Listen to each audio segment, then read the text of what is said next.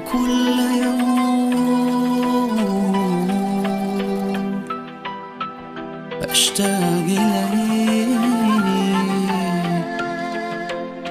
أكتر وأكتر. شغلنا الحياة يا رسول الله،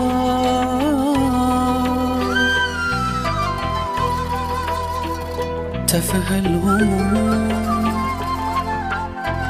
غر النفوس،